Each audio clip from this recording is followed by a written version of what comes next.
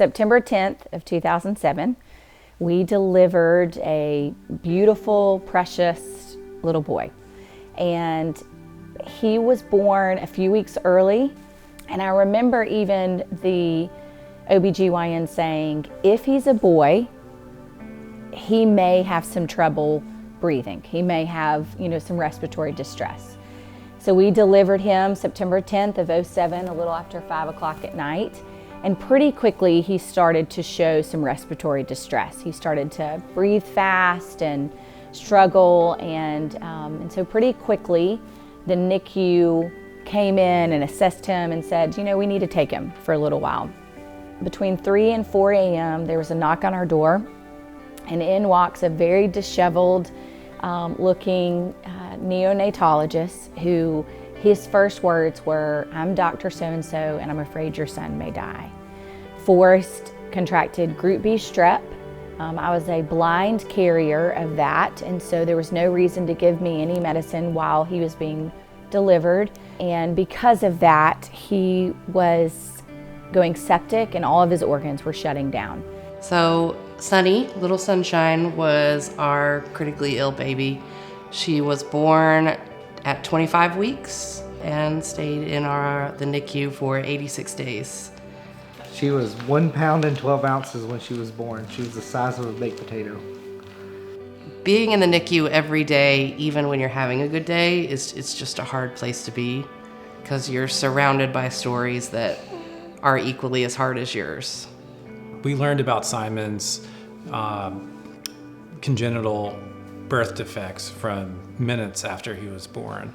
A pediatrician recognized that he had a heart murmur, and that was likely indicative of having some sort of heart condition. So we knew right away that Simon had some concerns that may be major or minor, we weren't really sure.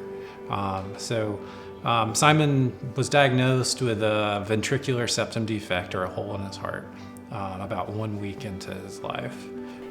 Over the next 55 days, he battled all kinds of infections and procedures and surgeries, and truly every day we didn't know whether he would live or die.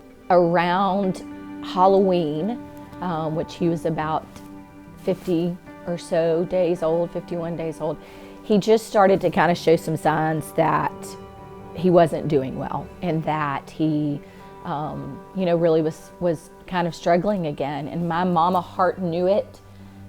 David knew it, even to where we were telling the doctors and the staff, like, something is wrong. When they put him on that oscillator, I knew right then that he was dying and that it wasn't if he was going to die. It really was when he was going to die. She was born with a hole in her heart that they treated. She had a brain bleed when she came out, which I mean, a lot of it they just assured me is what you expect when a baby comes that early. I watched her come out, and then she died 3 times from the time they took her out to the time they took her from the room. They revived her 3 different times. He was having difficulty breathing and difficulty eating. He lost a lot of weight. And as far as we knew, we thought these were complications of his heart. And so we saw a lot of nurses, we saw lots of doctors to try to figure out what this was, and then eventually Simon needed to be on a feeding tube. The impact of critical illness on families is just immense, and it affects really every part of your life, in what's happening, and it's very isolating. And even though we had a lot of family, we had friends, we had a church, I had friends in the hospital, we still just felt very alone in what we were dealing with. I would come whenever I would have a break from work for an hour. I would show up and take over for her for a little bit. I wound up losing that job right at the beginning of her being born. And we were pretty much devastated, thinking that there could be anything wrong with him. But it was tough. I was exhausted from childbirth, from being pregnant, and overwhelmed from being a new mom. And then to have this on top of it was pretty tough, yeah. it was really in that next 48 hours where it was just so tangible that we were going to lose them, that we just felt the full weight of what we were going through and what these families were going through.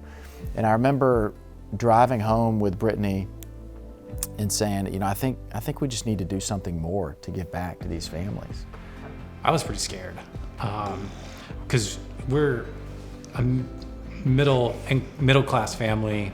We knew that having a child and putting him in daycare was gonna be a big financial hit for us in his first early years of life.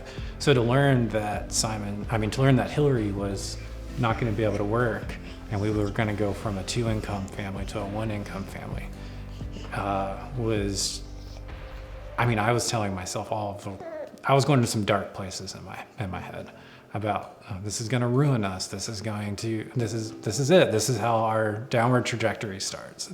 That's kind of where I went in my head.